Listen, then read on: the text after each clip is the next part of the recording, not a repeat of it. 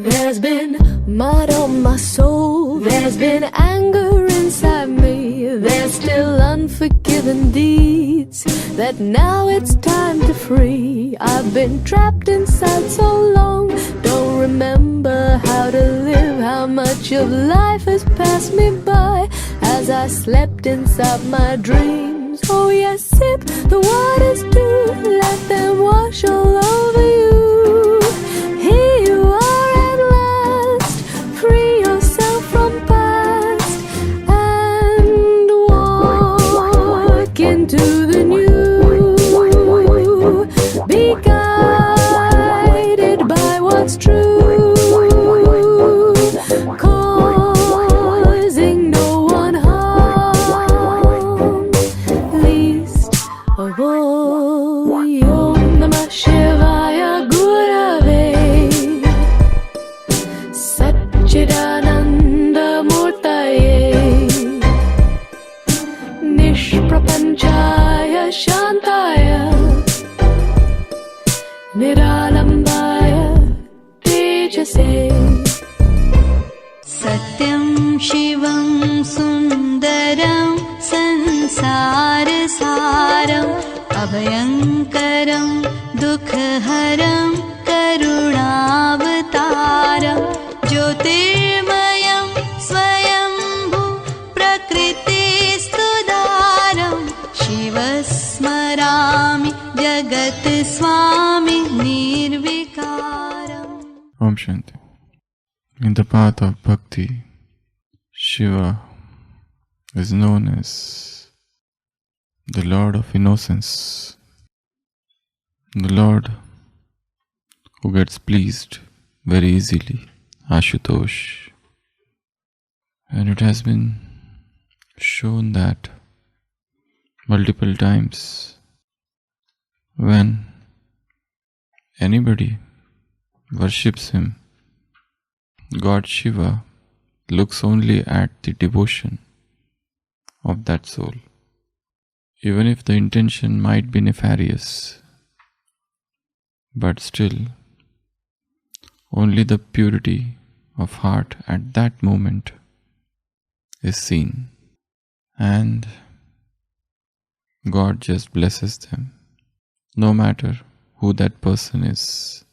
And most of the time it is the devil, it is the demon who are shown to be doing tapasya. And one of such story is the story of Holi. Baba often tells us the spiritual meaning of all the festivals that people in the world celebrate. And each and every festival has got a hidden meaning. And in the course of time, that meaning gets lost, and what remains is ceremonial. What remains is an empty ritual. What remains is just the superficial aspect of that festival. And the festival does not give any power or even real bliss to the souls. It is just a ritual, and nobody knows why we are celebrating this ritual. They just do it and do it. So the same thing has happened with almost all the festivals of this world. The real meaning is lost, and what they have caught is just the superficial aspect of it. And because of this, people keep on celebrating, and yet there is no joy. In fact, it is no celebration at all. It is just a sort of deception. We feel we have celebrated something. It is just the sheer waste of money, energy, time, and nothing else. In the way of spirituality, in the way of moral development, it is not contributing at all. So one such festival that comes is the festival of Holi. There are about, if you see all the Murlis, there are about 12 different secrets about this festival. Listen until we know the spiritual aspect of them, the deeper aspect of them, the philosophical aspect of them. They will come and they will go. The first is surrender. Holi means you holy.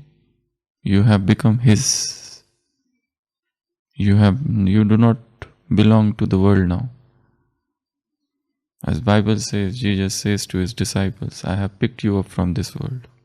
Why? Because you do not belong to this world. I have picked you up. I have chosen you. And you are for my work. So you do not belong to this world. You belong to me only. And your everything belongs to me. So that is the first meaning of these festivals. Come and they go. They come and they go. One comes, then after some time another comes. It is for the spiritual alignment. The world and the worldly atmosphere is so impure. There is a Maya around everywhere. The festival just is a stop to reignite your spiritual efforts. That's it. Because the worldly wind is so strong that flame of Purusharth gets extinguished. In yesterday's Murli Baba said, Avinashi Purusharth. The focus is on the destruction, which should not happen. Indestructible Purusharth. Do such a Purusharth that is natural. The natural attention is called Purusharth. That's a newer definition. Natural attention is called effort. Nirantar, all the time, natural, Avinashi, all the time it should stay. It should not get destroyed because Maya is very potent, ubiquitous, everywhere, omnipresent. There is no place on this planet where the Maya is not there. She rules this earth. She is the sole monarch. Her powers are very great. So these festivals come, they are not just for outside celebrations. Diwali comes, you may light your whole house with lighting, but unless and until those lights are not going to give light to the heart, that is just an output. Yesterday Baba said, if you play that Holi, you will be called what? Mickey Mouse. So you are here not to become Mickey Mouse by playing those colors. Those colors are again chemicals. Anything you put to the surface of the skin, your skin, don't think that it will be washed away. It is blocking the pores. The life energy is flowing through the pores. So it tans the skin. Only 1 day or 2 days. Baba is saying if you do that, you will be called Mickey Mouse. The cost, the time waste. Rather than joy or celebration, if you see any hospital, the casualty is very busy in the days of Holi. The interns, the doctors, the junior doctors are busy in suturing because people fight on those days. And they drink. And they create ruckus.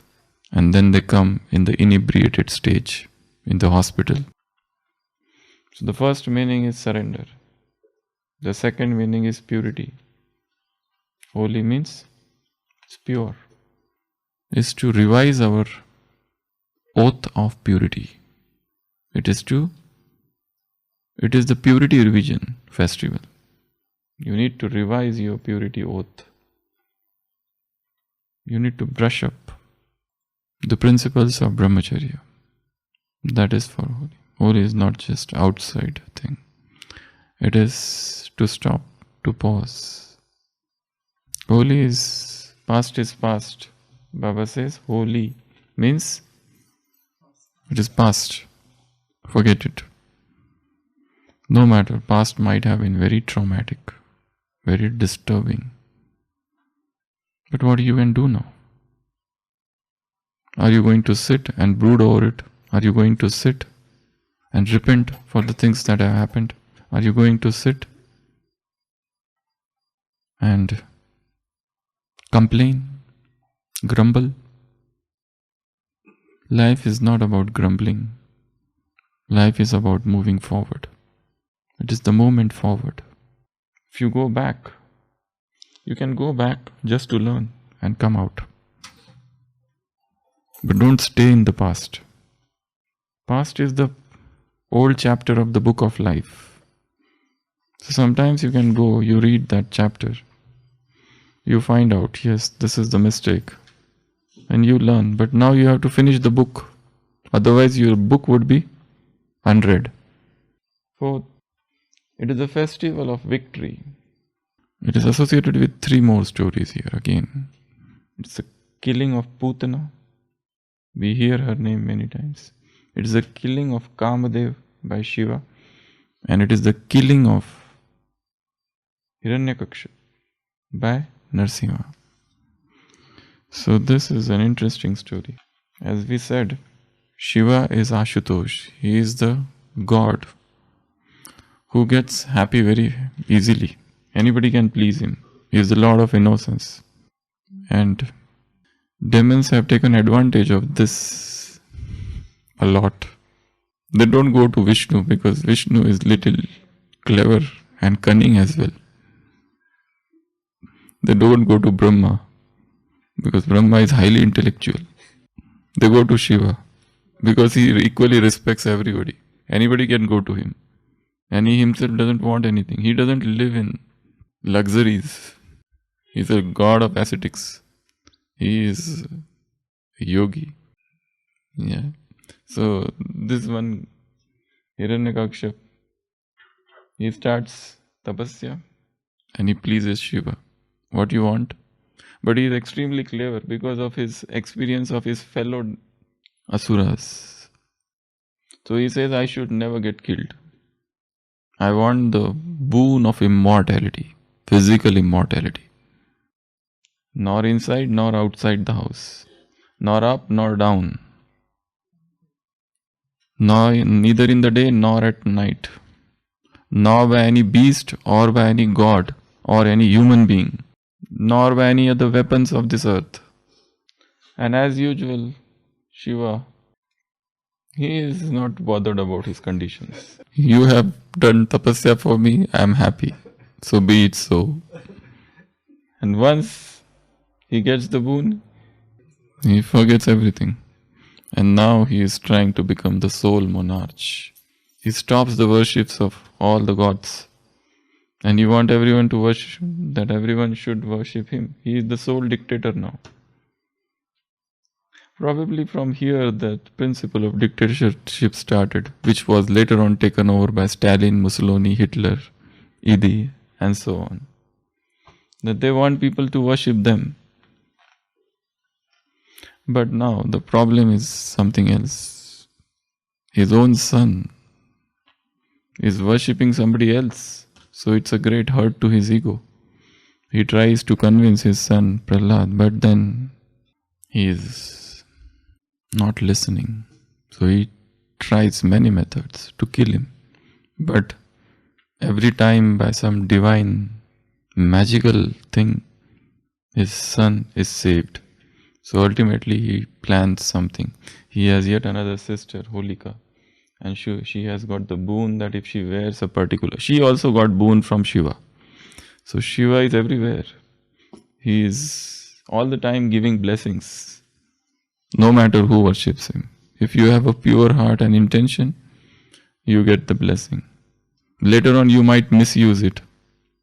Then intervention by Vishnu and Brahma later on to rectify the blessings, to rectify the disturbances caused by those people.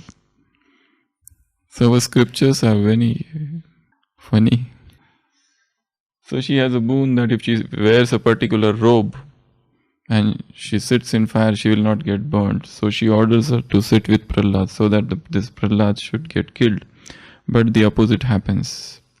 Her robe flies off and it covers Prahlad. That's the story goes. But there are different versions of the story, as you know. And she is killed and he is saved. And at last, this Hiranyakashipu, his father says, "Where is your God?" And he says, "Everywhere." "Is he in this pillar?" He says, "Yes." And he kicks that pillow. And a weird, a never seen before man comes out, Narsimha. He is half man and half God. So he takes this Hiranyakashipu and takes him on his lap. So he is not in earth or on sky. One. It is the dusk. It is nor the day nor night in between. Then he uses his nails. It is not using any weapon. And he kills him. This Narsimha indicates God Shiva. And he comes at confluence age, where it is not Kali Yuga and where it is not Satyuga. He comes in between and he kills all those vices. Hiranyakashipu indicates all the vices. That's why in Holika, in Holi, what they do, they put a braid and they attach a string and they keep. The bread gets burned, the string remains. The string is soul or Prahlad. And these are the vices. So after all, it is the victory of the truth. The truth always wins. But truth has to undergo a period of suffering, a period of torture. Without that, it will not win. So if you are in that period of getting tortured, know that some Narsimha is waiting in some pillar. When the torture will increase beyond limit, he can come out. He will come out of that pillar. So have faith. He can come out of anything. He can come out of this wall also. If he can come out from pillar, logic says that he should come out from everything. Next, Holi is the festival of newness. It is the end of the winter. Winter has finished now. Now the spring has started. Vasant. Sakhi Vasant Aya. So the new festival of spring has started. Then Holi is also the festival of celebration. The next point is, it is the festival of celebration. It is a festival of feasting. And there are particular recipes which are prepared. Like Gujia and Dahi Vada and Puran Puri. There are so many different recipes. So it's a festival of feasting. So you enjoy. Then next, it is a festival of greeting. You invite guests and you forget all the past and begin a new relationship. Whatever is your enmity, whatever the old vendetta, just forget that. The family enmity, which is going on for years together, birth after birth. You need to put an end to this vendetta. Political vendetta, economical, financial, whatever it is, just put an end to that. So it's a festival to celebrate or to greet. Also, the next, it's a festival of beating with stick. What is that known as? Latmar Holi. In some of the places in India, the women use stick to hit men and the men try to protect themselves with shields. That is known as Latmar Holi. So that's also one of the meanings of Holi. The next, Holi is the festival of color. You color each other. There are always some or other misunderstanding between people. There is always some or other traces of hatred or dislike. Or two people are not talking with each other from a long time for a very silly reason. So this festival gives you the opportunity to come and to play. Don't feel bad if I apply you these colors.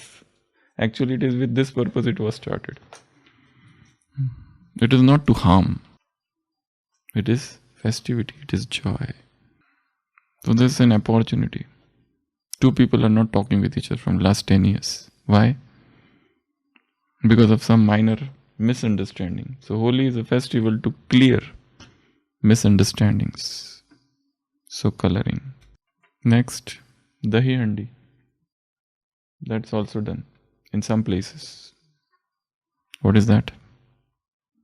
They make human steps or human mountain, and one person goes and there is curd and he breaks that earthen pot. And that's how they celebrate. It's in fact the breaking of ego. The earthen pot indicates ego. So Holi also indicates a dissolution of ego. So Baba says, and the most important thing we forgot, the bonfire. Yeah. They drink also, they eat also. Both things. Bonfire. You create fire and you put everything into that. All the things which you don't want. Just burn everything. You can have this every day also. You can create an imaginary bonfire and put everything which you don't want, the unwanted, the undesirable, the extra, the vicious, the waste, the rubbish, the garbage. So these are 11, and the last is, what is the significance of Hola Mohalla? You know, Guru Gobind Singh had started this. It's indicative of martial arts. You learn martial arts. This is the day of starting to learn how to fight with your enemies. So it also indicates the starting of a struggle. You cannot tolerate injustice anymore. You cannot tolerate injustice anymore. So you have to begin the struggle now. So these are all the different 12 secrets of Holi, for the different reasons that Holi is celebrated. So whilst doing it, don't forget the deeper, the inner meaning of it. Otherwise, it will be just a superficial, cheap entertainment. That's it. Whenever any festival comes, you must contemplate on the deeper meaning of it. And this will lead to churning. And it is in fact this churning will help you to realize the real importance of that, or even to become the embodiment of that. And if you see so many scattered links, so many scattered dots, you put together everything. So it's not about one day of celebration. The whole life should be a life of festival, festivity, joy, bliss, happiness, feasting all the time, coloring all the time, burning the past, dancing, music. So jump, sing, get intoxicated, dance, drink, eat, rejoice, give gifts, enjoy. Om Shanti.